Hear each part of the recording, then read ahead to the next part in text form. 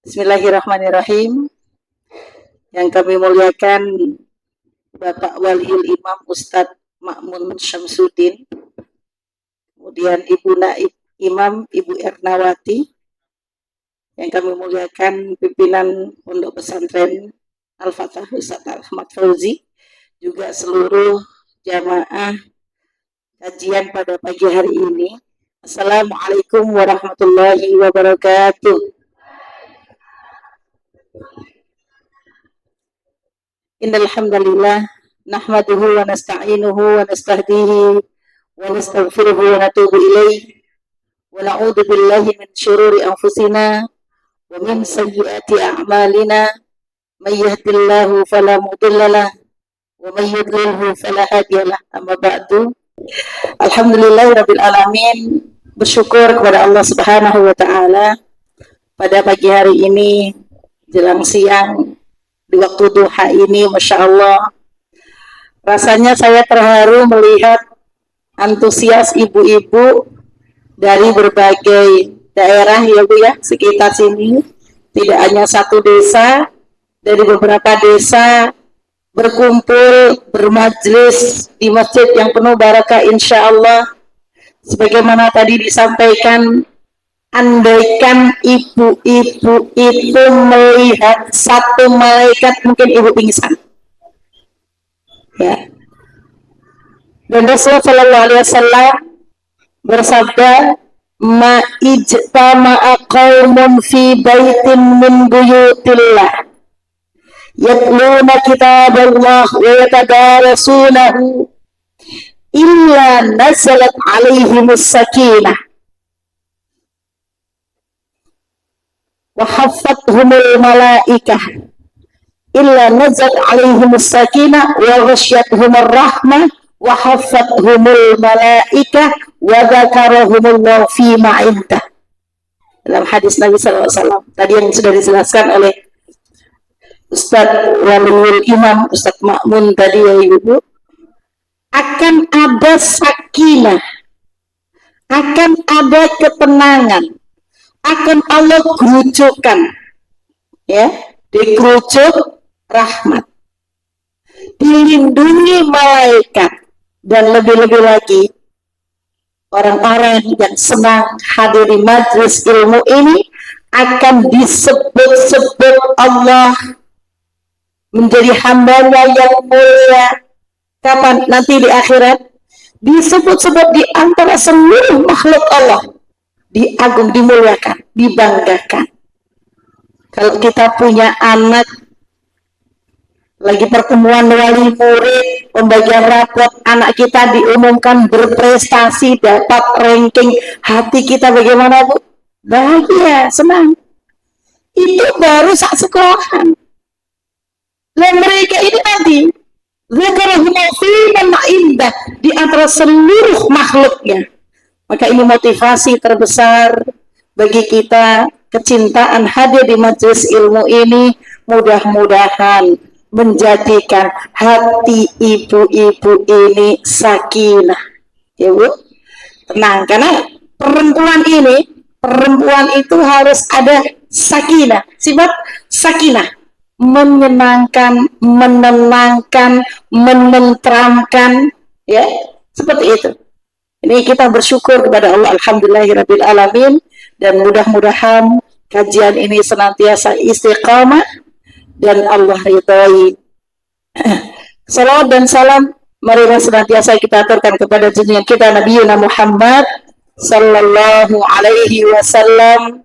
Insya Allah kita semua pengikut umat Nabi Muhammad sallallahu alaihi wasallam insya Allah akan mendapatkan syafaat dari baginda Nabi sallallahu alaihi wasallam, dengan catatan apa? Kita menjalankan syariat Allah dan kita menghidupkan sunnah Rasulullah sallallahu alaihi wasallam. Ibu-ibu yang dirahmati Allah, mungkin perlu saya memperkenalkan diri. Ini pertama kali saya menjelajah wilayah Wonogiri. Jadi saya belum pernah ngisi kajian untuk wilayah Wonogiri daerah sini. Pernahnya itu di daerah Praci. Jadi ini pertama kali saya untuk wilayah sini. Nama saya asli Ummul Imamah, bukan ibunya Imamah. Anak saya bukan imam, tapi nama asli orang tua saya ngasih nama Ummul Imamah. Asal saya Lamongan, Jawa Timur. Jadi nyuwun ngapunten kalau nanti saya itu kok kepleset bahasa Jawa, Jawane Jawa Timur, nyuwun ngapunten nggih Bu. Saestu kula niku pengen saged basa Jawa Bu, tapi kan basa Jawa Jawa Timuran kali Solo niku benten. Benten Jawa teng Jawa Timur kula niku Jawane langkung kasar ngoten, kadang-kadang nggih klentu malah mbasake awake dhewe niku lho. Ngoten niku. Ngapunten sanggup. Tapi saya juga nggak bisa bahasa Jawa terus karena sejak tahun 93 saya sudah meninggalkan Lamongan, berada di Solo, berada di Pekalongan, berada di Garut, balik lagi ke Solo. Sekarang sudah ada di Solo lagi. Nah ini untuk Jawa itu kemudian komunitas saya juga jarang bersama ibu-ibu yang berbahasa Jawa. Jadi kalau ngisi kajian seringnya bahasa Indonesia. Ngapunten nggih Bu nggih. Mudah-mudahan insya Allah dipahami. Hari ini ibu-ibu itu sudah pada lancar bahasanya ya, sudah bagus. Kalau saya Lamongan, suami saya asalnya Garut, Jawa Barat. Itu jadi Jawa Barat, Jawa Timur, tinggalnya di Jawa Tengah. Lah niku anu berkah manut kalih kiai. Dijodohke kula rumiyin. Berkaya manut kiai. Nah, ibu-ibu yang dirahmati Allah, alhamdulillah Allah takdirkan saya punya anak yang hidup 3, yang meninggal 5. Jadi lama nggak punya anak sampai saya sedih banget. Sebagai perempuan kalau belum ditakdirkan sudah menikah, belum ditakdirkan punya anak itu kan omongan orang itu macam-macam, ibu. Maka kalau ada teman kita, saudara kita menikah kok belum punya anak, ampun ditanglet-tangleti, wis badi apa durung. Ngoten niku loro-loro lho Bu. Saestu, kula niku nggih loro-loro ngoten niku. Mak sampai enten bule kula niku sanjang ngeten. Kayak umur iki mandul. Ngoten niku lho Bu. Kan ngoten niku teng ati niku kan nggih. Loro-loro ngoten nggih. Lah, alhamdulillah kok kemudian Allah takdirkan punya anak. Hamil pertama 1, alhamdulillah. Hamil jarak 18 bulan, hamil kedua kembar 2 laki-laki. Tapi Allah takdirkan meninggal.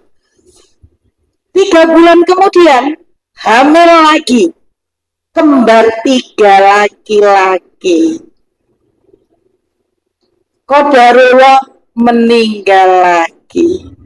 Setahun kemudian hamil lagi, 1 perempuan, alhamdulillah sekarang kelas 2 SMP. Kalau anak pertama saya kelas 2 SMA di Iskariman. Terus ini yang hidup-hidup saya itu sesar Bu. Lahirnya prosesnya sesar. Tapi yang kembar-kembar itu bisa normal. Yang satu-satu itu semuanya sesar.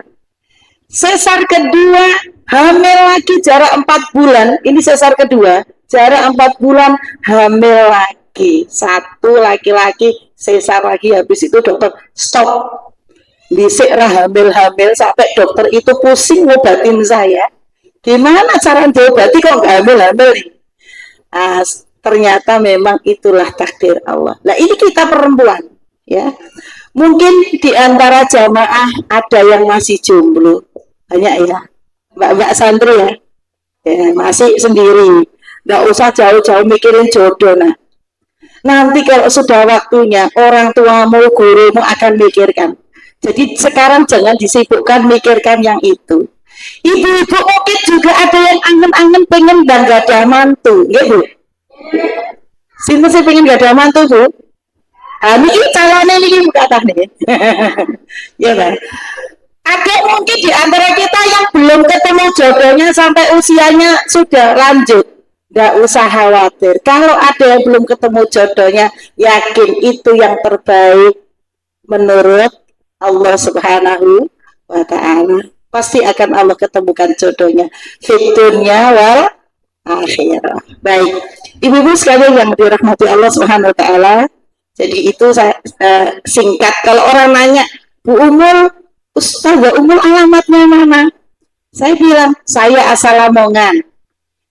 Alamat rumah saya di Sukoharjo, Gentan. Kalau saya lebih seringnya Gentan pinggiran Solo ya Bu ya, pinggiran Solo Gentan. Kalau KTP-nya masih Pondok Iskarima. Itu. Jadi kalau asalnya Lamongan, KTP saya Karanganyar, Pandan Karanganyar, Pondok Iskarima, tinggalnya di Gentan. Hariannya di mana? Harian saya ada di Karangturi Laweyan, Surakarta. Jadi rumah itu hanya cuma transit, tidur sebentar, besok sudah aktivitas lagi. Baik, itu singkat apa yang saya sampaikan. Saya mungkin tahun 2016 pernah ke pesantren ini. Maka Ustadz Wafi itu murid kami di Garut, Jawa Barat sana, itu menyampaikan Al-Fatah. Saya langsung ingat 2016 kalau nggak salah atau 2017 saya pernah ke pesantren ini, masih lihat ada kolam-kolam, ada begitu zaman dulu. Tapi sekarang nggak tahu saya ini. Tadi sampai Sidna, pesantrennya mana ya ini ya? Saya kok belum ketemu. Tapi alhamdulillah ibu-ibu, masya Allah jamaah yang segini banyaknya, mudah-mudahan Allah ridhoi. Pagi hari ini kita diminta untuk menyampaikan tentang peran wanita. Kita semua perempuan, ya Bu. Perempuan niku lebih nopo Bu, pikirannya nopo perasaane. Perasaan. Gampang nesu nopo mboten? Nggih, nesunan lho nggih Ibu nggih. Nek nesu go Bu. Lek pemerintah kan lega lho. Lega nggih Ibu, astagfirullahaladzim. Ibu-ibu istighfar sareng-sareng astagfirullahaladzim. Kenapa harus istighfar? Karena ternyata Rasulullah itu menceritakan banyaknya penghuni neraka adalah wanita otoning kakean ya ibu-ibu ya wani di moto tapi kok sering ya nek boten estri nih. Baik ibu dirahmati Allah.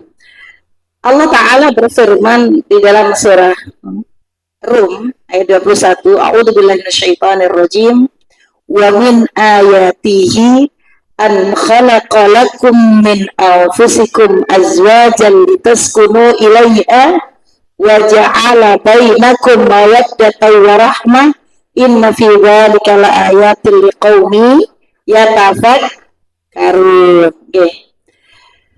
Dan di antara umatku, di antara tanda-tanda kekuasaannya ialah Allah menciptakan untukmu istri-istri dari jenismu sendiri, supaya kamu cenderung dan merasa tentram kepadanya, dan dijadikannya di antaranya rasa kasih dan sayang. Sesungguhnya pada yang demikian itu benar-benar terdapat tanda-tanda bagi kaum yang mau berpikir. Ibu-ibu yang dirahmati Allah, kalau di ayat ini tadi kita lihat bahwa sifat yang dimiliki perempuan, Allah ciptakan wanita menjadi istri itu apa? Litaskunu ilaiha. Agar para suami itu kalau datang kepada istrinya, dia damai, dia tenang, dia bahagia. Ibu sudah membahagiakan suami, Bu? Ibu tersakiti oleh suami, Bu? Bu? Niki kalau banget nggih, saya sih nggih jujur nggih. Sinten tiyang ingkang paling sering nyakiti atine jenengan? Sing jenengan paling kathah tegelan niku kalih sinten? Suami, iya. Paling sering anyel, paling sering gelo, paling sering diuring-uring sinten? Suami, iya. Orang yang paling kita cintai itu kadang-kadang berpotensi sering menyakiti. Kenapa kok seperti itu? Karena begitu besar cinta seorang istri kepada suami. Makanya seorang istri itu tuntutannya suami itu harus sempurna. sempurna. Tuntutannya suami itu harus memenuhi semua keinginannya. Ya kudu memenuhi keinginan, ya kudu mencukupi, ya kudu mengerti. Karepe kita itu kan perempuan itu nggak ada habisnya pekerjaan. Maunya dimengerti suami, mbok kali-kali bojone iki sing mijet awake dhewe. Ngoten ya, Bu. Ya, Bu. Pengen dipejeti Bapak. Tapi Bapak mijetin apa mboten? Alhamdulillah. Nah ini perlu kita syukuri. Suami kita memiliki banyak kekurangan. Dan kita juga memiliki banyak kekurangan. Tetapi kita seringkali menuntut suami sempurna, tapi kita tidak melihat bahwa kita juga punya kekurangan. Ibu sering minta maaf napa mboten sama suami? Sering, ngapunten Pak, maaf. Suami sering minta maaf apa enggak? Mboten ya Allah. Ibu-ibu minta maaf bapak-bapak nyuwun ngatur mboten? Mboten Pak, mudah-mudahan ada yang dengar bapaknya. Makanya di sini apa? Ibu-ibu itu kalau sudah menikah biasanya terus badannya agak membesar. Ya kan terus hamil, jadi maju ke depan, maju ke samping gitu ya. Emang Allah ciptakan begitu. Kenapa? Ben kuat. Ketabrak, ketanggur sana, ketabrak sana sini itu ben awake kuat, Bu. Perasaannya juga. Jadi ibu yang dirahmati Allah, di sini lo letak. Bahwa kadang itu kita tidak pandai bersyukur dengan nikmat Allah lantaran kita memandang nikmat orang lain koyo-koyone luwih penak. Namanya wang sinawang. Gitu Bu? Kalau ini rumah tangganya sebelah kalau ya bojone pengertian banget. Nah ini ngerasanya bojoku. Wah, ngerti nih lho. Lah ngerti nih lho Bu. Itu menjadikan apa? Terlalu banyak memandang nikmat orang lain menjadikan kita tidak pandai bersyukur. Di sini menjadi sebab perempuan itu menjadi penghuni neraka. Na'udzubillah min dzalik. Nah ini. Jadi ibu-ibu yang dirahmati Allah. Maka jangan banyak menuntut agar apa? Agar kita tidak sakit. Ngerti ya? Nah ini, jadi wanita diciptakan Allah Subhanahu wa Ta'ala pertama sebagai hamba Allah, itu nomor satu. Harus disadari bahwa kita dengan suami itu sama di hadapan Allah, memiliki kewajiban untuk beribadah. Ngerti ya? Wa ma khalaqtul jinna wal insa illa liya'budun. Tidaklah Allah ciptakan jin dan manusia kecuali hanya untuk beribadah, untuk menyembah Allah. Lah kalau sudah tahu posisi ini, masing-masing punya kewajiban bahwa kita punya kewajiban beribadah kepada Allah, suami juga sama punya kewajiban yang sama di hadapan Allah. Maka yang kedua, kita punya kewajiban taat kepada suami bagi yang memiliki suami. Yang suaminya sudah meninggal dan gak nikah lagi, menjaga ketaatannya kepada Allah, menjaga cintanya kepada suaminya yang sudah meninggal dengan apa? Yang menjaga kehormatan dirinya. Ya. Bagi yang belum punya suami gimana? Menjadi hamba Allah. Bagi para santri apa tugasnya? Menjadi hamba Allah, menjadi anak dari orang tua kamu, ya. Kamu menjadi apa lagi? Kamu menjadi santri, menjadi talibat yang masih terus punya kewajiban untuk menuntut ilmu. Begitupun kita semua ibu-ibu, meskipun sudah mbah-mbah tinggi, sudah 60 tahun, 70 tahun, tetap harus semangat tolabul ilmi. Kenapa tolabul ilmi? Karena dengan thalabul ilmi kita bisa meningkatkan ibadah kita kepada Allah, meningkatkan iman kita kepada Allah. Ini kewajiban kita sebagai hamba Allah, yaitu menjalankan semua perintah dan meninggalkan larangan. Nah, berikutnya peran perempuan di keluarga. Di dalam Al-Quran itu paling banyak ayat itu menyebutkan perempuan sebagai ibu atau istri. Ayo, yang santri. Sebagai ibu atau sebagai istri? Sebagai istri. Kenapa kok sebagai istri yang banyak?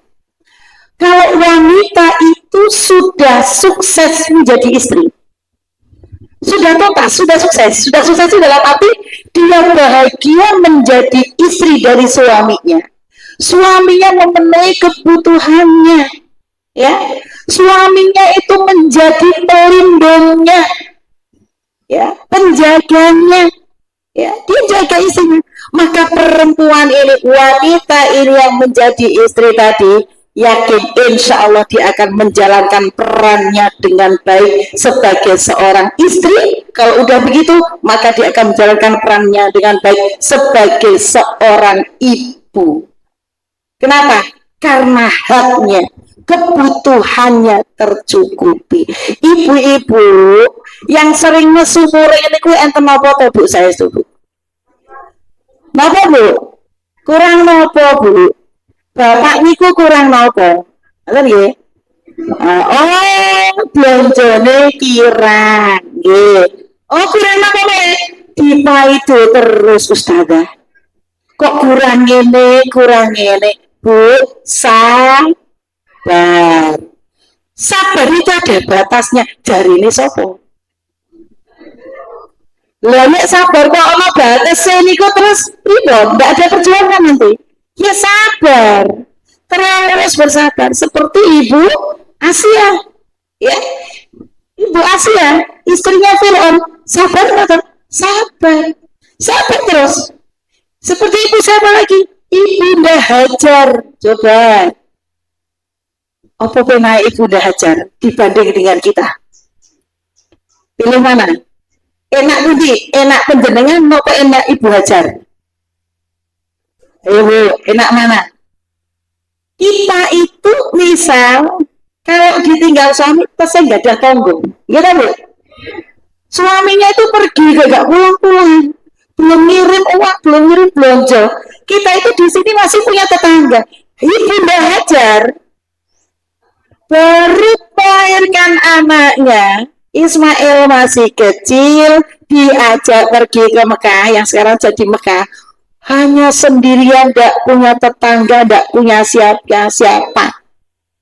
Dewi, ya Allah. Tapi apa? Karena taat kepada Allah, maka perjuangannya hari ini menjadi teladan sampai detik ini. Nah kita, ibu-ibu, yang kita lakukan di dalam keluarga kita itu juga merupakan catatan sejarah dalam kehidupan rumah tangga kita. Semua yang kita lakukan direkam anak putu. Ngoten. Maka yang perlu dilakukan adalah koreksi. Pantes orane aku dadi teladane anak putuku. Nah, ngoten. Oh iya, aku pantas menjadi teladan. Kenapa? Saya selalu berikhtiar menjadi lebih baik, lebih baik. Nesunat, ya kemudian berusaha menahan, tidak mudah nesu.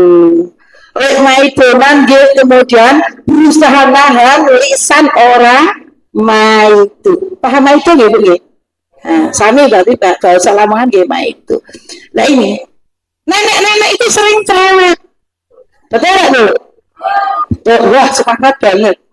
Nenek-nenek itu sering cerewet. Dengerin, anak-anak semua.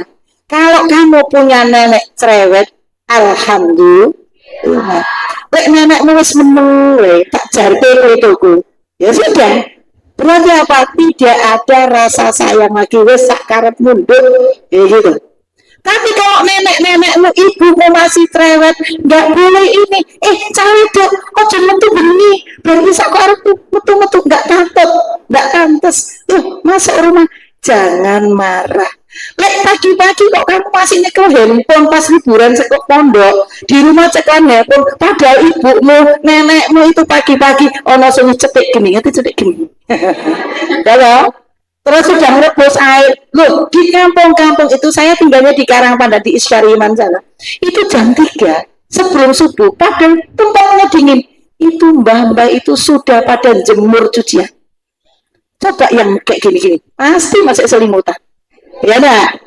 Nah, pertanyaan saya sekarang, kalau kamu liburan sekarang, liburan pondok, yang bangun duluan kamu apa ibumu? Loh, ini. Ya, yang bangun ibu apa kamu?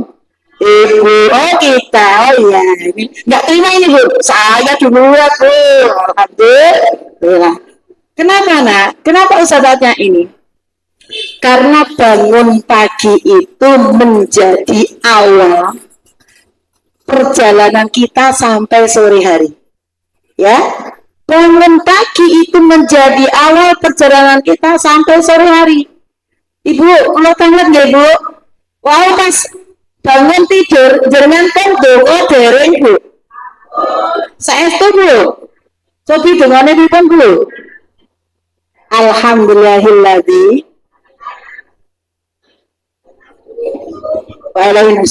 kalau ibu paham artinya ya Bu? Paham artinya ya Bu? Kalau kita paham, Alhamdulillahilladzi ahyana. Segala puji bagi Allah yang ahyana telah menghidupkan aku. Ba'dama, setelah sebelumnya amatana mematikan aku, wa ilaihi nusur, dan kepadanya aku akan dikembalikan. Maka kita ibu-ibu pagi-pagi itu ingat, ya Allah, aku dapat bonus dikasih kesempatan hidup hari ini, pagi ini, kira-kira nyampe orang ya sampai sore. Gitu Bu? Tadi kan dibahas ya sama Pak Ustadz Makmun tadi ya. Kita tuh nggak tahu pagi ini bangun, sore apakah nyampe, mau tidur lagi apakah nyampe, ataukah di pertengahan siang kita meninggal, kita tidak tahu. Maka zikir bangun tidur mengawali aktivitas ibu-ibu itu juga peringatan. Bu, sing seneng rumpi, sing seneng ngrasane Bu, eling ibu, jenengan kula dalu pun mati. Enjing-enjing dihidupkan lagi sama Allah. Lah, mungkin sampai dalu boten ngertos. Dadi kudu hati diingat. Maka ingat ya Allah, kalau aku jangan sampai maksiat, aku jangan sampai nyakiti hati suamiku, aku jangan sampai kok ngomel-ngomeli anakku wae, aku jangan sampai melakukan hal buruk hari ini. Kenapa aku takut kalau engkau panggil aku hari ini? Nah itu. Jadi ibu yang dirahmati Allah Subhanahu wa taala, kaitkan hati ini, dekatkan hati ini kepada Allah dari bangun tidur, biar apa? Seharian kita enak, seharian kita nyaman. Ibu yang dirahmati Allah. Ibu sebagai ibu itu tugasnya luar biasa. Bu, bapak niku lah presiden tau teng daleme panjenengan. Leres? Bapak presiden, ibu jadi wakil presiden yang rangkep jadi menteri. Ibu jadi wakil presiden rangkep dados menteri. Menteri apa? Menteri Pendidikan nomor 1. Menteri Pendidikan. Pak Presiden dawuh. Wah, Pak Presiden ngomong, ini anaknya kita sekolah begini, mondok di Al-Fatah, pendidikannya begini, bapak juga ikut pendidikan. Tapi apa? Ibu itu menteri pendidikan. Yang paling dekat dengan anak adalah ibunya. Maka ibu itu harus cerewet. Kalau ibu nggak cerewet, anaknya nggak pintar ngomong. Ya, jadi kalau ibu mau cerewet, alhamdulillah. Mak ibuku tuh cerewet biar ampun dirasani ibu ya. Neneknya juga jangan dibilang mbahku buawel. Wah, jangan. Karena kalau ibu nggak pintar ngomong, kamu nggak bisa ngomong, ya. Mesti kamu jadi anak pendiam, ya. Ibu menteri pendidikan. Ibu jadi menteri apa ibu? Ibu jadi menteri kesehatan. Siapa yang ngurus kesehatan rumah ini? Ya ibu. Karena ibu itu adalah jantung di dalam rumah tangga. Jantung ini kalau bergerak, kalau berhenti bergerak mati semua. Ya kan Bu? Coba kalau dalam rumah ini, kalau yang sakit bapak masih jalan rumah? Masih. Kalau yang sakit anak, masih aktivitas masih sama? Masih. Kalau ibu yang sakit, wah, bingung gak deh? Orang sing masak, orang sing nyapu, orang sing numbai, ya kan Bu? Maka inilah Islam memuliakan ibu. Kalau ibu sudah nggak mengandung, nggak melahirkan, ya berarti berhenti kehidupan ini. Maka ibu ini jantung, dan ibu dimuliakan oleh Rasulullah SAW. Ketika sahabat, siapa yang harus aku hormati? Ibu. Kalau kali siapa ya Rasulullah? Ibu. Siapa lagi? Ibu. Siapa lagi? Bapak. Berarti ibu sudah 3 kali disebut. Bapaknya hanya 1. Nah, 1 kali. Ini nikmat ya. Maka ibu sebagai Menteri Kesehatan, ibu juga apa? Sebagai Menteri Keuangan. Nah, ngatur keuangan. Loh Ustadz, saya ngatur keuangan ini bukan saya di rumah tangga saya. Pak kabeh aku nek ra njaluk ora DKI. Ya tetap ibu ngatur uang. Berapapun suami memberikan nafkah, ibu tetap dengan yang ngatur. Jenengan yang membelanjakan, jenengan yang ngatur. Lo ibu juga jadi apa? Ibu juga jadi manajer, ngatur semua. Kalau rumah ini tidak ditata oleh ibu-ibu, nggak jadi indah rumah kita. Betul ya Bu? Betul, seringkali yang ngatur rumah, oh kira aku dono kembangnya, kini gitu tuh ono kordennya warnanya ini, bapak-bapak itu nggak nyampe ke sana Bu, nggak nyampe. Maka ibu ini luar biasa, tugas ibu di rumah, ya, itu masya Allah pahala yang berlipat-lipat, bahkan surga itu mudah banget didapatkan oleh seorang wanita. Rasulullah bersabda gimana? Iza sholatil mar'atu khamsaha. Kalau perempuan itu mampu menjaga sholat 5 waktunya, loh bisa enggak? Menjaga sholat 5 waktu bagi perempuan itu juga berat. Ujiannya, kalau punya bayi, sholatnya suka mundur enggak Bu? Karena pergi sholat isya ada langsung sholat, bayinya nangis minta dikeloni, akhirnya bablas keturun sampai jam 2 wengi lagi tangi, ya Bu. Subuh-subuh sudah bangun pengen sholat, anaknya nangis, ngeloni dulu, kebablasan sampai jam 5:30. Ya Bu, ini kadang-kadang godaan berat. Makanya wanita yang mampu menjaga sholat 5 waktunya, dan sholat yang paling baik adalah as-sholatu ala waktiha, sholat tepat waktunya. Ini, maka di sini berat. Karena beratnya perempuan. Belum lagi kalau perempuan datang haid. Nah, awas ini mbak-mbak ini yang masih gadis di sini. Perhatikan dan tolong Ustazah sampaikan ya. Catat siklus haidmu, ya. Berapa biasanya haidmu, tanggal haidmu itu tolong kamu catat. Karena usia-usia kamu ini kadang-kadang haidnya fluktuatif, naik turun. Kenapa? Karena dipengaruhi hormonal.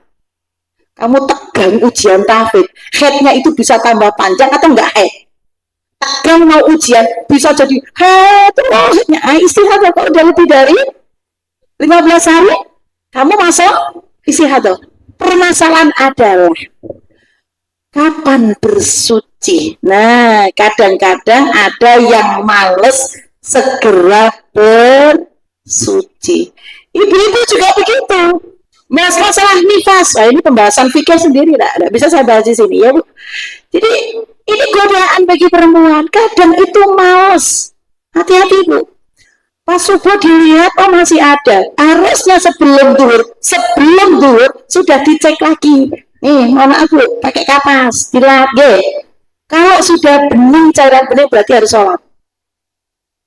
Sebelum dulu ngeceknya. Nah, pas duhur sudah ini, sudah harus sholat. Kalau misal duhur masih ada darah, pas duhur, nah nanti pas duhur coba dicek lagi nih. Ya, dicek lagi. Terus duhur atau duhur asar ini dicek lagi. Oh, ternyata waktu masih ada waktu sholat duhur, ya. Itu kok tadi kayaknya udah bersih. Sekarang tak cek lagi, kok ada lagi. Berarti ibu belum sholat. Tapi kalau sudah bersih, sholat. Nah, yang lebih rumit lagi itu seringkali kadang dilupakan.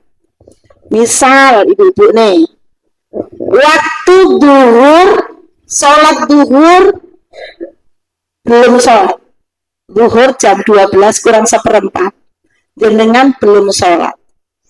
Sampai jam 1 itu belum sholat. Ya, pas jam 1 ke kamar mandi, setengah 2 ini udah mau setengah 2 kurang sholat. Ngecek, lo kok haid ya. Nah, coba nih. Kalau tadi waktu duhur masuk duhur jenengan ternyata belum haid, maka jenengan punya kewajiban sholat. Terus sholat, kewajiban sholat telah ditinggalkan. Gimana caranya? Nah, ini pembahasan fikih. Berarti ibu meninggalkan satu waktu sholat duhur nih. Ini pembahasan fikih di lain waktu. Mudah-mudahan nanti ada ustadz-ustadzah yang bahasnya ya. Baik. Ini Bu, ini masalah sholat. Berat bagi perempuan. Kemudian apa? Wasomat syahroha. Nah, jelang Ramadan tadi udah doa Allahumma barik nafi Raja wa barik fi Rajab Sya'ban wa balighna Ramadan. Kita masih ada waktu 29 hari. Ada yang belum bayar utang? Nah, segera. Kalau ada yang belum bayar utang puasanya, ayo segera. Jadi Bu, puasa Ramadan itu juga berat bagi perempuan. Ya. Wa ahsanat farjaha, dan dia menjaga kehormatan dirinya kapan? Waktu suaminya nggak ada. Sekarang nggak usah mikir waktu suami nggak ada. Hari ini gara-gara setan gepeng ini Bu. Ya, banyak terjadi kasus perceraian rumah tangga gara-gara ini. Suaminya ada,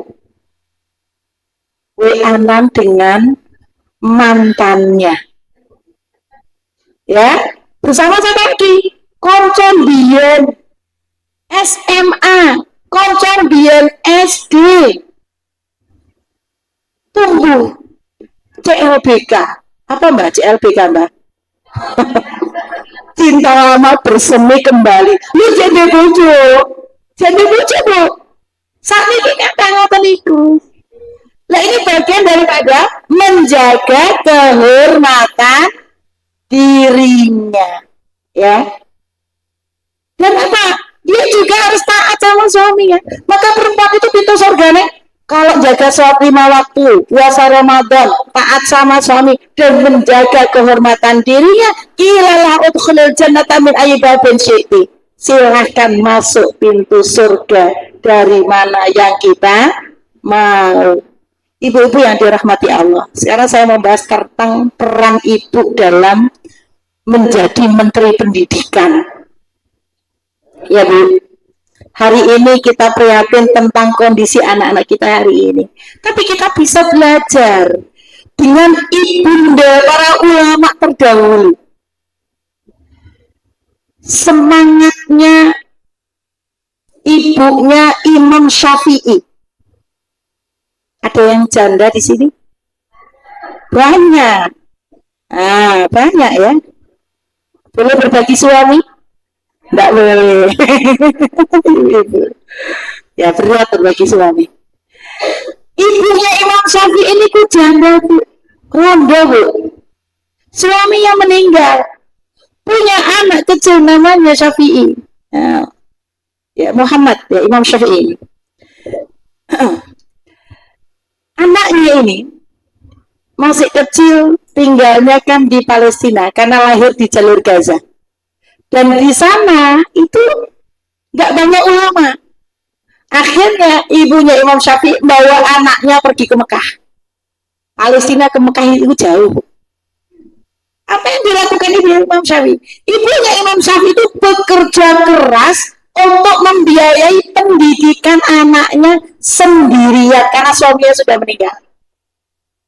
Sampai suatu semangat ibunya mendampingi anaknya belajar itu semangat sekali. Sampai akhirnya apa, Bu? Suatu kali Imam Syafi'i itu pulang nangis.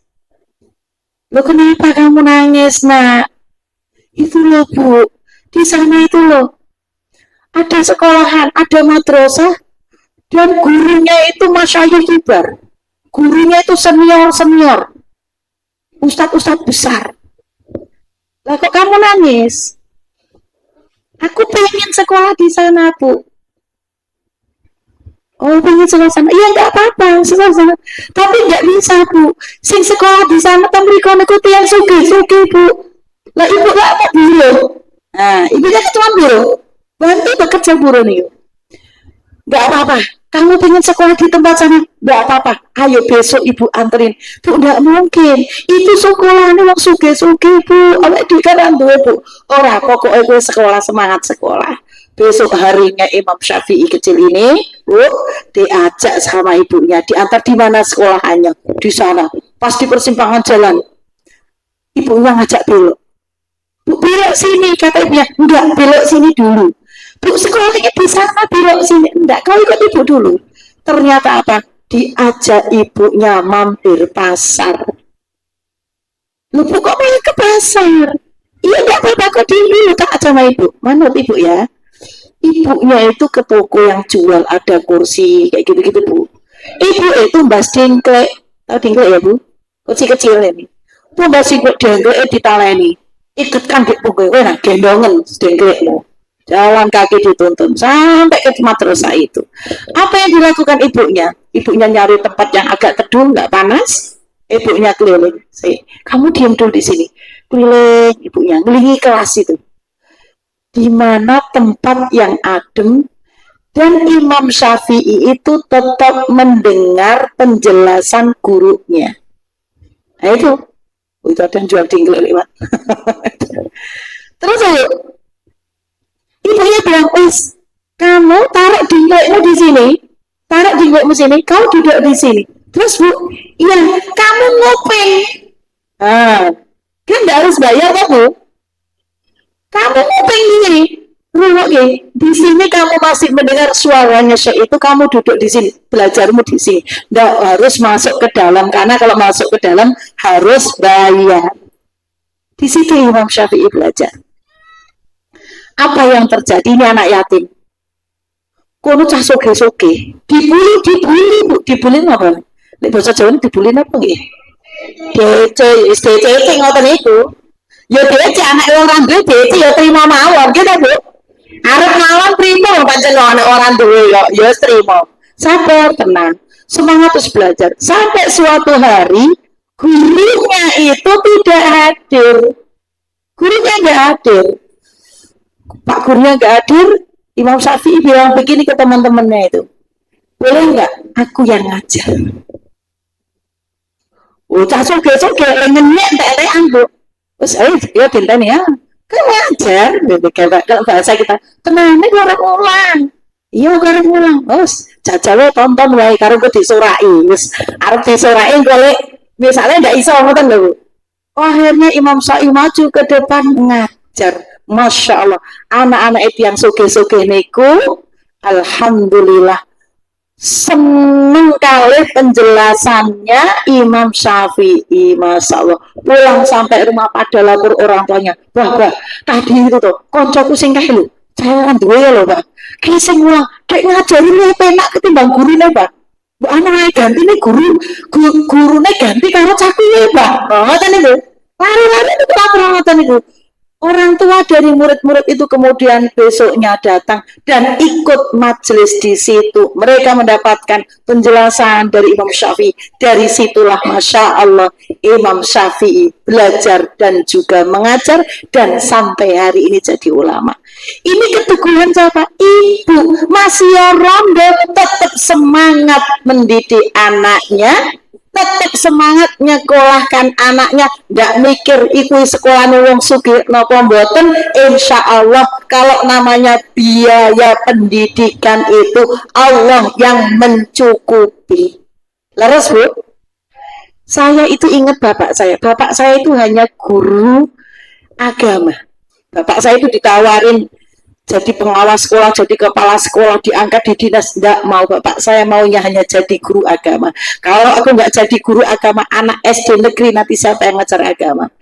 SD negeri sama ayah saya diajarin nahwu sorof, diajarin akidah, diajarin ilmu agama itu diajarkan, benar-benar diajarkan kayak pesantren begitu. Ada itu negeri. Maka ibu-ibu yang dirahmati Allah, dunia pendidikan ini, ya, dunia pendidikan ini, kita ini nggak usah memandang masalah biaya. Kalau diingat gajinya bapak saya itu nggak cukup Bu. Semua anaknya mondok. Kenapa? Bapak saya punya niat satu. Pokoknya aku bakal ninggali warisan ke anakku, tapi tak tinggali ilmu. Jadi anaknya itu pondokin semua. Kepala sekolahnya, Pak Najib, Pak Najib. Nopo pondoknya cekap jenengan. Ya tidak cukup. Setiap habis terima gaji itu cuma berapa, itu langsung di wesel. Zaman dulu kan wesel ya. Wesel dikirim pos, ngoten. Tidak cukup. Tapi Bu, sekarang coba. Ketika anak itu sudah selesai pendidikan, harusnya dana pendidikan bisa ditabung. Tapi kira-kira bisa nabung apa mboten? Mboten ya, itu yang sudah pengalaman. Kudune nek anake wis mentas ngono apa nggih? Pen lulus sekolah, kan biaya jatahnya bayar SPP per bulan itu saged dikumpulke nggih. Tapi kalau anak itu lulus, napa saged ngumpulke? Ya mboten. Artinya apa? Biaya pendidikan itu, rizkinya anak itu Allah yang menjamin. Jadi Allah yang jamin, tidak usah khawatir anak banyak. Anak luru, kok anak kok luru? Tambah kurang nih dua anaknya. Anaknya kata, Rasul bangga kalau perempuan-perempuan itu mau melahirkan anak yang banyak. Biar umat Nabi Muhammad ini jumlahnya besar. Lah orang di bondo kok dia anak oke. Nggak mesti ngoten niku. Bahkan ibu-ibu ini maaf, ibu-ibu tuh kadang-kadang begini. Anaknya menikah. Ini maaf ya. Ini di sini letaknya iman kepada takdir, ya. Anaknya menikah. Karena anaknya itu lulusan pondok. Nikah dengan alumni pondok juga, sama ustadz. Nih, anaknya jadi ustadzah, suami mantunya ya ustadzah. Baru melahirkan. Terus wis hamil meneh. Ya Bu.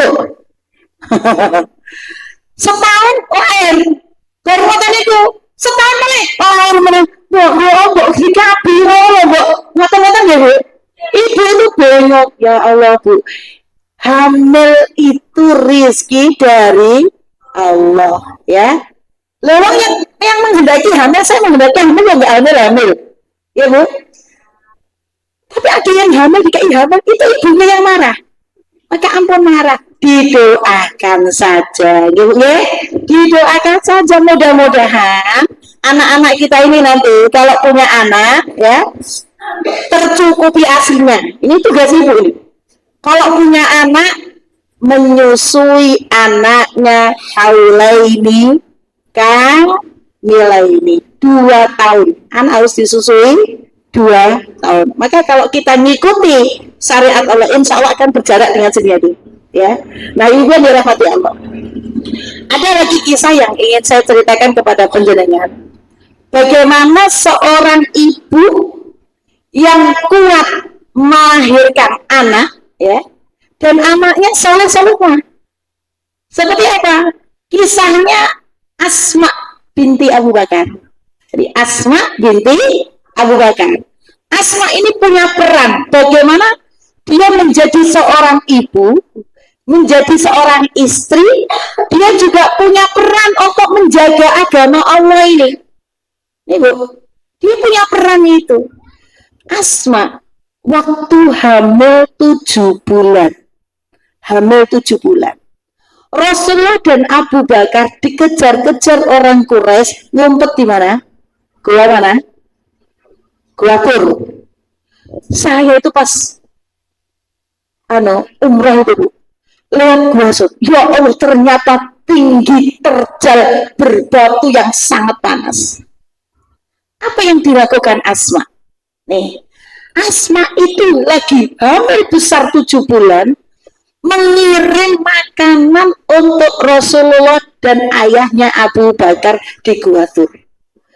Itu bukan perjuangan ringan. Hamil besar naik gunung, resikonya dia bisa dibunuh kalau ketahuan oleh orang-orang musyrikin Quraisy. Ini ibu, jadi ibu yang tangguh, ibu yang menjaga agama Allah, ibu yang punya peran, punya kontribusi bagaimana menjaga agama Allah ini. Itu lahir dari rahimnya anak-anak yang kuat, anak-anak yang menjaga agama Allah. Maka wajar kalau Asma binti Abu Bakar ini melahirkan profil seperti Urwah. Ibu pernah dengar ya kisahnya Urwah? Urwah bin Zubair. Ya. Urwah bin Zubair. Suaminya Asma namanya Zubair. Ini motivasi buat kita semua. Urwah bisa begitu karena lahir dari ibu yang kuat, ibu yang punya semangat menjaga agama Allah tadi. Ibu yang mencurahkan pikiran tenaganya untuk membela agama Allah, membela Rasulullah. Urwah itu dikenal dengan kisahnya suatu kali sakit tumor di kakinya. Sudah pernah dengar ceritanya? Nah, belum, ibu banyak udah pada dengar belum? Belum, saya ulangi nggak apa-apa ya, sudah pernah ya. Urwah itu sakit tumor bu di kakinya. Lah dokter itu, tabib itu mengatakan, Urwah, kakimu harus diamputasi. Kalau nggak diamputasi, penyakit tumornya itu naik, kamu bisa mati. Harus diamputasi. Kata Urwah, harus begitu diamputasi. Iya, nggak apa-apa, silahkan diamputasi. Terus tabibnya mengatakan, pas mau proses amputasi, diamputasi itu dipotong gitu. Pas mau operasi niku, kan zaman rumahnya mboten-enten anestesi, mboten-enten obat bius. Urwah, sebelum dipotong digergaji kakimu, kamu minum khamr dulu. Khamr niku kan memabukkan. Biar apa? Biar nggak merasakan sakit. Apa jawab orang? Enggak mau. Aku nggak mau ada barang haram masuk dalam tubuhku. Enggak mau. Nah terus gimana? Kamu nanti nggak kuat? Nggak apa-apa. Aku nggak mau. Justru pada kondisi begitu, aku harus dekat dengan Allah dan aku harus memastikan bahwa dalam tubuhku tidak ada barang yang haram. Ketika aku menghadap Allah, nggak ada barang haram dalam tubuh saya. Akhirnya apa bu? Terus gimana? Aku tak sholat. Engkau wis aku sholatku khusyuk tenan, potongan sikilku. Nah, akhirnya Urwah niku sholat bu. Sholat pas khusyuk dia. Ada yang mengatakan dalam keadaan sujud, ada yang mengatakan dia dalam keadaan duduk, gitu ya, tahiyat begitu. Pas sudah khusyuknya, tabib itu menggergaji kakinya krek, krek, krek, krek, tanpa ada bius. Kira-kira Urwah kerasan atau bukan? Khusyuk nih, saking khusyuknya nih, kinten-kinten kerasa atau bukan? Ya tetap kerasa bu, tetap aja kerasa, tetap kerasa, ditahan nih. Wah digraji bu, kakinya ini kalau digraji. Ya Allah tanpa bius, uang kita itu kena pisau maksat ngoten niku, aduh ya Allah, ngoten nggih. Itu digraji bu. Wah, akhirnya apa? Enggak kuat dia. Kemudian dalam sholat itu dia mengucapkan la ilaha illallah Muhammadur Rasulullah, dia pingsan. Ya. Alhamdulillah sadar dari pingsannya. Tapi semua sahabat yang nunggu di situ, alhamdulillah Urwah sudah sadar, alhamdulillah Urwah sudah selesai, sudah alhamdulillah. Tapi Urwah ini ada masalah baru. Dan kenapa Pak Tabib? Kamu terjadi pendarahan darahnya itu ngucur terus. Ini kalau nggak tak obati, nanti kamu bisa kehabisan darah, kamu bisa mati. Kali ini kamu harus minum khamr. Oh, enggak, aku nggak mau minum khamr. Lalu tadi sudah melewati sakit tadi. Biasa nggak minum khamr, sekarang nggak minum khamr. Nggak, tapi kali ini kamu nggak akan kuat, Urwah. Kamu harus minum khamr. Kalau kamu nggak minum khamr, kamu nggak kuat. Kalau nggak tak lakukan pengobatan ini, kamu bisa mati kehabisan darah. Kata Urwah, enggak, pokoknya Urwah, wis, enggak. Akhir terus nih, wis, aku tak sholat meneh. Aku tak sholat meneh, aku nek aku khusuk obatan. Tenang, wis.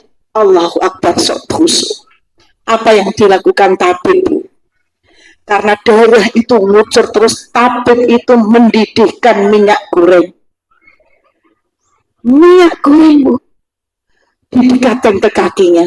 Pelan-pelan kakinya yang tadi ngucurkan darah dicelupkan. Jas!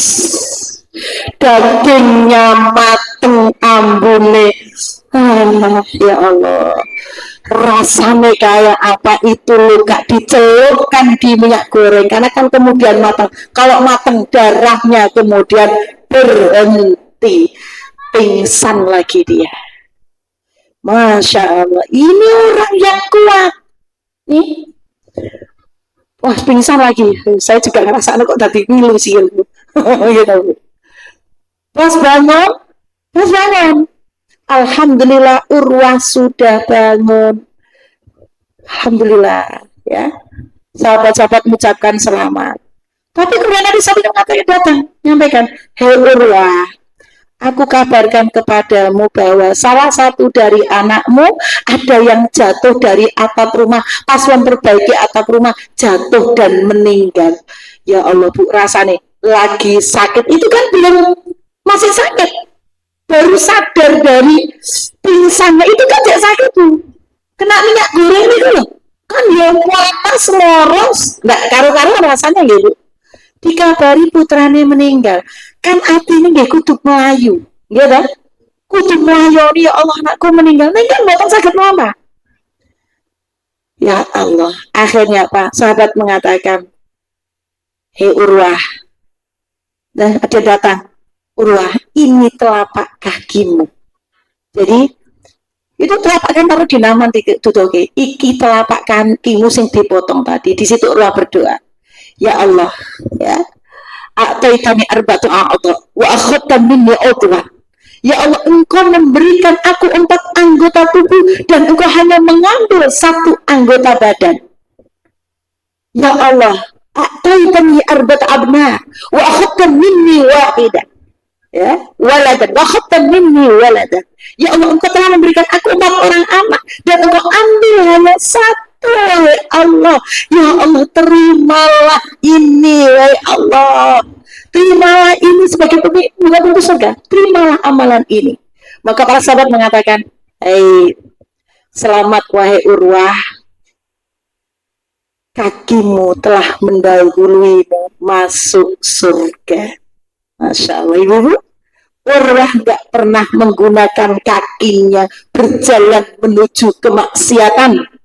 Dia selalu berusaha taat kepada Allah dan Rasulullah. Kakinya telah mendahului masuk surga. Dan dikata Rasulullah, ada orang-orang yang masih hidup juga. Rasul mengatakan, orang yang masih hidup, terompahnya sudah di dalam surga. Sinten? Bilal bin Rabah. Masih hidup, terompahnya sudah di surga. Masya Allah. Ada orang yang masih hidup disebutkan sebagai tetangga Rasulullah. Siapa? Ummu Sulaim. Ya. Bahkan suatu kali Ibu Bunda Rahmatullah, ini kisahnya nanti tidak kemana-mana. Ya, ada. Cukup. Ini apa? Maksud saya, ini adalah profil dari Asma binti Abu Bakar. Kenapa punya anak sesoleh Urwah? Karena Asma menjaga kesolihahannya, pikirannya, jiwanya. Itu digunakan juga untuk memikirkan agamanya Allah. Dia orang yang baik sekali. Bahkan salah satu anaknya yang namanya Abdullah bin Zubair, anaknya Asma ini, Bu. Abdullah bin Zubair itu suatu kali datang ke rumah ibunya, di mana Asma pada waktu itu usianya sekitar 80 tahun. Ada yang 80 tahun di sini? Tidak, bukan dia. Sudah sepuh. Ibunya Asma bilang, ada apa kau Abdullah? Kok mukamu begitu, kenapa? Bu, kok kamu kayak kemudian, kenapa? Bu, aku itu dipanggil sama Hajar bin Yusuf As-Saqafi. Hajar bin Yusuf As-Saqafi itu adalah pemimpin yang keji pada waktu itu.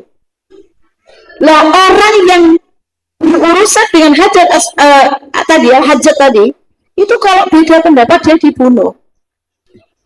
Terus kata ibunya, terus kue wedi, ini Arab ketemu. Kue wedi dikatani, cari ibu ini gue. Orang boten Bu, kalau aku mau khawatir, kalau datang Hajar bin Yusuf As-Saqafi tadi, terus kalau dibunuh, terus ibu nanti kalah sinten. Nah, coba Bu, kalau anaknya mau diancam dibunuh oleh penguasa, apa yang dilakukan ibu-ibu? Anaknya diculikkan apa diajarke? Tetap ngadepi. Kau belek, kenapa kau maju Bu? Ini levelnya kita tuh. Deli harus nunggu yang ngumpet-ngumpet, benar dikejar-kejar ngoten nggih. Asma ngoten. Hai, Abdullah. Ibunya tersinggung. Kalau Abdullah nggak mau itu ibunya tersinggung. Hei, kamu nggak tahu? Sebelum kamu lahir, ibu sudah ada. Buat kamu nggak ada, ibu tetap hidup. Ibu sudah dijamin sama Allah. Datengin sana, kamu nggak usah mikirkan ibu. Ini, ibu lebih senang kalau kamu mati membela kebenaran daripada kamu mati kamu membenarkan kemungkaran. Dan sana berangkat. Abdullah bin Zubair berangkat ke sana. Betul berangkat. Sampai sana dia dibunuh betulan. Apa yang dilakukan Hajjaj? Jenazahnya Abdullah bin Zubair digantung di pinggir jalan. Di tempat Asma biasa lewat. Bayangkan hati ibu mana yang kuat melihat anaknya dibunuh dan digantung di pinggir jalan. Tidak ada yang berani menurunkan.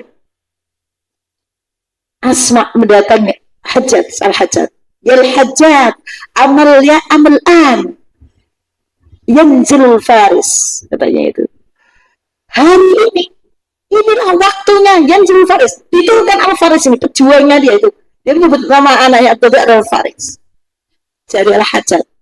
Dono dewe nek iso. Coba Bu. Ini bahasa Jawa nek saya membahasakan dulu. Ya, nek jenengan kesel, donke dhewe Bu monggo. Ngoten lho. Ini jenazahnya mulai rusak. Kenapa? Udah digantung berhari-hari. Ini mulai agak rusak. Diturunkan. Lalu di situ kemudian Asma memandikan anaknya, membersihkan, dibantu kaum muslimin dan dikuburkan. Sekuat itu Asma. Berangkat dari mana? Jiwanya. Ibu yang sehat, ibu yang kuat imannya, ibu yang sehat pikirannya, ibu yang sehat hatinya, melahirkan anak-anak yang kuat, memperjuangkan kalimat Allah ini. Nah ini, maka peran kita sebagai ibu adalah ya, bagaimana menjadi menteri pendidikan yang baik, yaitu tanamkan karakter yang baik, ya, berikan contoh keteladanan yang baik. Bu, halo Bu, pun keringingan, monggo selonjor, Bu ampun tegan, kok terus mesut ngoten niku. Niku mireng-mireng mau ngantuk nggih. Oh iya, nggih. Baik Ibu yang dirahmati Allah, saya tuh punya cerita banyak banget kalau mau cerita tentang dunia ibu-ibu. Nah, ibu sebagai Menteri Kesehatan, ya, ibu sebagai Menteri Kesehatan. Ini kisahnya Imam Hasan Al Basri. Imam Hasan Al Basri ini golongan tabi'in, ya Bu. Rasulullah punya istri yang bernama Ummu Salamah. Ummu Salamah itu punya pembantu, pembantunya punya bayi. Bayinya itu adalah Imam Hasan Al-Basri. Suatu kali ibunya Imam Hasan Basri ini, Bu, itu dia harus belanja keluar, pergi belanja ke warung, ya. Bayinya dititipkan sama Ummu Salamah, ternyata belanjanya lama. Akhirnya apa? Akhirnya bayi ini nangis, disusuin sama Ummu Salamah, istri Nabi Sallallahu Alaihi Wasallam. Jadi Imam Hasan Basri ini disusuin sama Ummu Salamah. Makanya, Bu, bayi yang lahir dari perempuan yang baik, dari air susu yang baik, dia akan menjadi anak yang baik. Artinya, ibu harus memberikan makanan yang halal dan thayyib kepada keluarganya. Jangan sampai memberikan makanan yang syubhat. Itu sekomute ning pasar dikasihkan putune kok dadi maling, Bu. Apa? Ente apa namanya, minta-minta, senengnya minta-minta, jadinya nanti cucunya senangnya jaluk-jaluk, gitu loh. Jadi ini dirahmati Allah, kita berikan makanan yang baik, dengan cara yang baik kita mendapatkan makanan ini. Termasuk pada masa Rasulullah Sallallahu Alaihi Wasallam, Rasulullah itu bayinya disusun siapa? Halimatus Sa'diyah. Rasul disusun Halimatus Sa'diyah. Dan pada zaman dahulu, bayi-bayi itu disusukan kepada wanita-wanita yang tinggal di perkampungan. Kenapa? Karena air susunya itu masih bagus. Soalnya apa? Di kampung itu kan sayuran, belum ada polusi, macam-macam begitu. Maka Rasulullah SAW bersabda, nah Rasulullah SAW antus tardo al-hamqa. Tidak boleh Rasulullah melarang para ibu-ibu menyusukan anaknya kepada wanita-wanita yang bodoh. Ini Rasul ngarang. Kenapa kok nggak boleh disusukan kepada wanita yang bodoh? Kata Nabi, li'annal laban yushabbih. Karena air susu itu akan menyerupai. Pertanyaan sekarang hari ini, anak-anak siapa yang nyusuin? Anak-anak minum susu apa, Bu? Anak-anak nyusu apa, Bu? Loh, nah itu. Makanya ibu, maksimalkan air susu ibu ini biar anak-anak nggak banyak minum susu pabrik. Nggak nyusu sapi, nyusu pabrik. Nyusu itu, tidak nyusu itu. Kenapa? Li'anna laban yusabe, karena susu tadi itu akan mempengaruhi perilaku nih. Mulanya tiga ya apa kok kakan deno mau. Jadi ini peran ibu. Jadi pilihlah makanan, minuman yang sehat, karena itu akan berpengaruh terhadap perilaku anak-anaknya.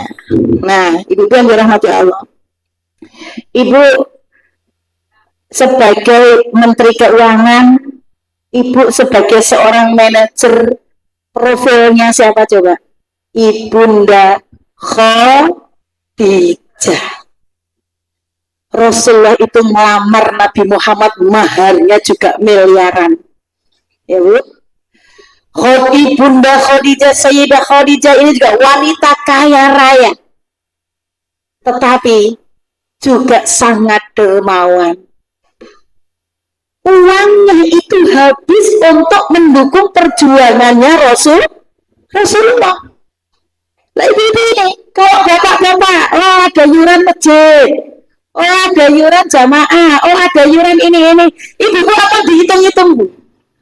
Apa hitungan? Kalau uang ini digunakan fisabilillah, jangan hitungan. Rasulullah pernah duduk bersama para sahabat dan mengatakan kepada para sahabat begini di dalam kitab Riyadhus Shalihin. Hei sahabatku, pakai ini ya.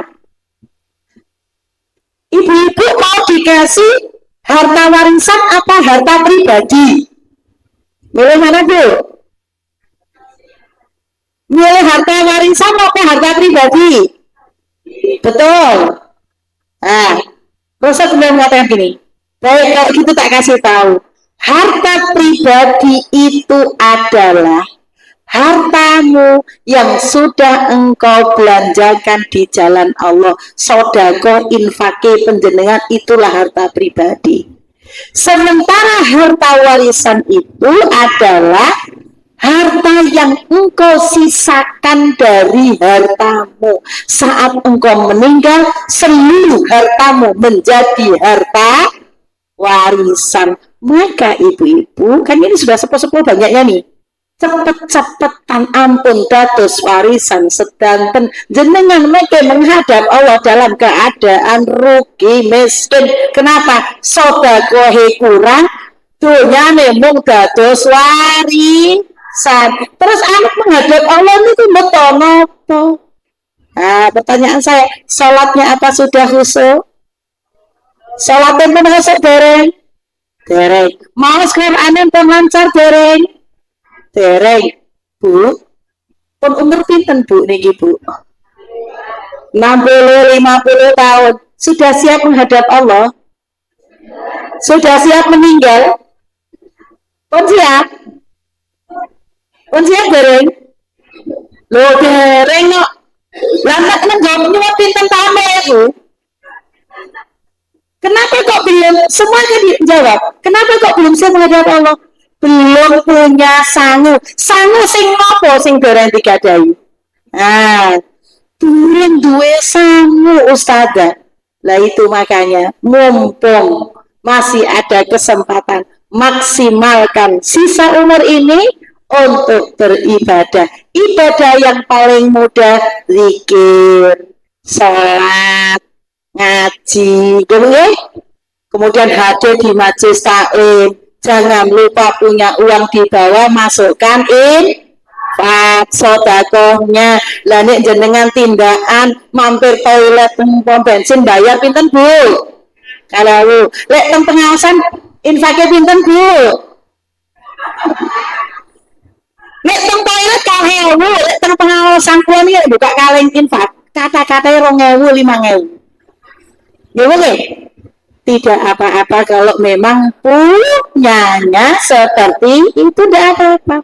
Itu lebih baik daripada kita nggak mau berinfak sama sekali. Bahkan Rasulullah itu memuji sahabat, mengatakan gini, sadaqah dirhamun mi'atu alfi dinar.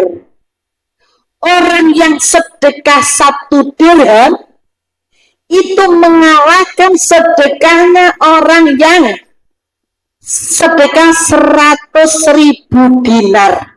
1 dirham itu perak, dinar itu emas. Kata sahabat, loh kok bisa gitu ya Rasulullah? Iya, karena mereka itu, dia yang sedekah 1 dirham tadi, itu dia punya 2 dirham. Dia ini kok duit 4.000, sing 2.000 di sedekah, oke, sing 2.000 disimpan gue tambah tumbas maem. Itu dipuji. Maka bukan nilainya, bukan nilai jumlahnya, tetapi bagaimana kita punya prioritas, kita punya kemauan untuk bersedekah apapun itu. Sedekah yang paling murah apa Bu? Senyum. Ibu ingin kelihatan cantik, awet muda, murah-murahlah senyum. Tapi ini ibu sudah nggak punya gigi, jadi nih mencucu. Maka ditarik Bu, ditarik. Gitu.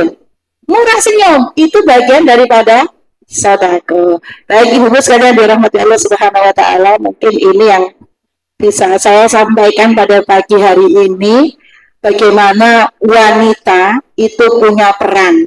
Ya, sebenarnya saya itu masih ada satu kisah tadi, tapi ya udah nggak cukup ini waktunya ya, jam 11 tentang perempuan yang sangat taat pada suaminya.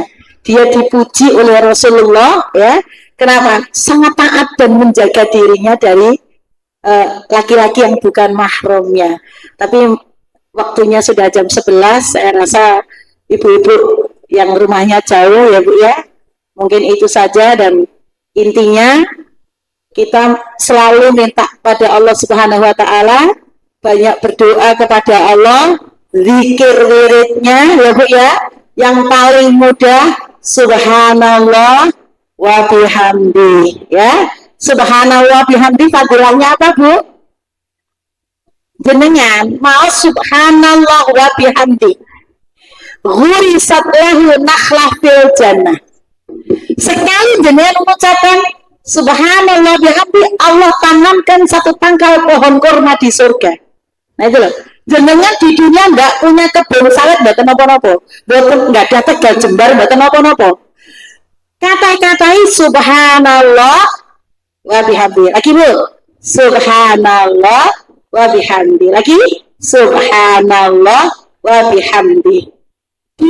Ditanamkan satu pohon kurma di surga. Termasuk ketika Fatimah ngerasa capek pekerjaan rumahnya, minta pembantu sama Rasul. Apa kata Rasulullah? Wahai Fatimah, zikir itu lebih baik. Jadi kalau kamu lelah sambil ngurusin kerjaan rumah semuanya nggak rampung-rampung, kesel, jangan kali zikir subhanallah walhamdulillah wala ilaha illallah wallahu akbar wala haula wala quwata illa billahil aliyil azim. Allah ampuni dosa-dosa kita insya Allah. Jadi ibu banyak zikirnya, itu akan menenangkan. Ada satu hadis Nabi, tapi ini kemungkinan kedudukannya dhaif atau bagaimana, tapi ini fadilah saja, ya. Seorang laki-laki tua yang bernama Ubaisah bin Mukharib berjalan dari rumahnya menuju Rasulullah. Rasul mengatakan begini, Majah abika ya Ubaisah, apa yang membuatmu datang ke tempat ini?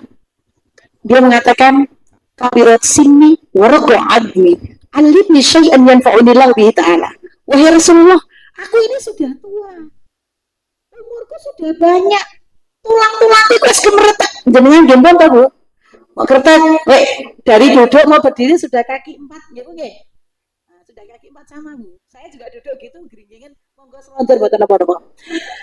Kemudian Rasul mengatakan, ya Ubaisah, karena sudah tua, datang ke masjid Rasulullah. Kemudian Rasul mengatakan, ya Ubaisah, ma mararta bi hajarin wala syajarin wala madarin illa astaghfaralaka.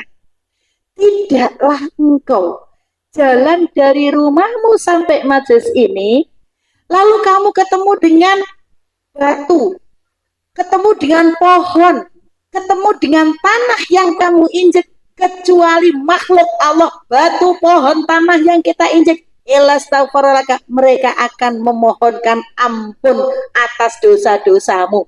Masya Allah, Wonogiri ini pohonnya kata sukete nggih kata, saged ngitung mboten saking griya dugi mriki. Lah niku wau, enten wit-witan, enten suket, enten tanduran yang kita lewati, mereka menjadi saksi. Tanah batu yang kita temui dari rumah sampai sini, mereka makhluk Allah menjadi saksi. Ibu pergi ke majelis taklim dan mereka memohonkan ampun atas dosa kita.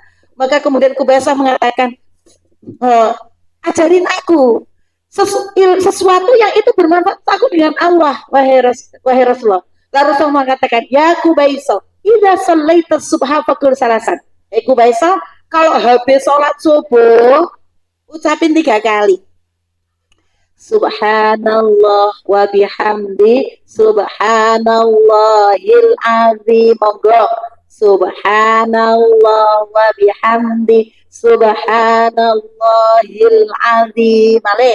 Subhanallah wa bihamdi, subhanallahil azim. Sepindah malih. Subhanallah wa bihamdi, subhanallahil azim. Kata Nabi, kalau itu kau amalkan, tu'afa minal ama wal judab wal falaj, engkau akan dijaga Allah dari ama, rabun, buta, wal judab, sakit kusta, wal falat, lumpuh atau stroke. Nah itu Bu, kalau sudah sepuh ini kan terus penyakit matanya jadi katarak, gitu.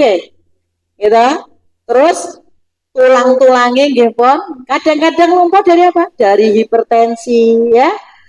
Kalau kusta itu mungkin sekarang sudah nggak ada, tetapi penyakit efek dari kusta itu kan kemudian biasanya dipotong ya, dipotong dulu. Zaman saya kecil itu masih lihat ada orang sakit kusta itu nanti lepas sendiri begitu.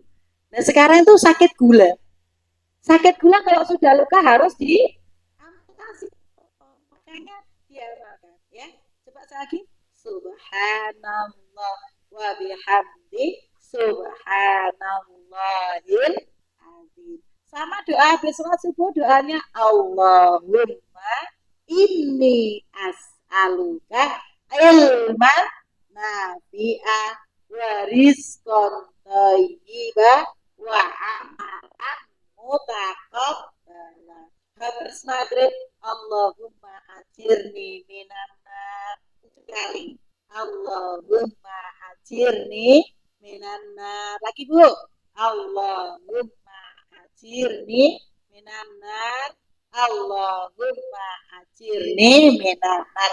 Ya Allah jauhkanlah aku dari api neraka. Tugas kita sebagai orang tua menjaga keluarga kita dari api neraka. Maka yang dijaga siapa? Kita menjaga diri kita biar kita juga pantas menjaga anak-anak kita.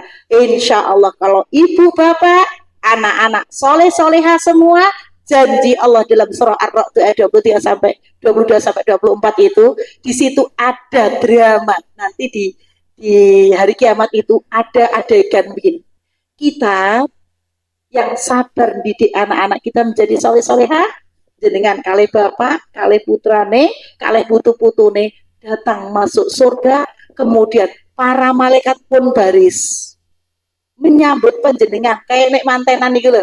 Ya oke. Pun baris sing sinoman niku lho. Pun baris. Itu malaikat, bukan sinoman orang. Itu malaikat datang dan malaikat mengatakan, "Assalamun alaikum bima sabartum fa ni'ma uqbad." Keselamatan, kesejahteraan bagi antum semua atas kesabaran kalian, atas kesabaran Bapak Ibu membina rumah tangga sakinah mawaddah warahmah, menjadikan mendidik anak ini soleh solehah. Ini loh nikmat terbaik, tempat terindah yaitu surganya Allah. Silahkan masuk. Nah coba, enak ya Bu?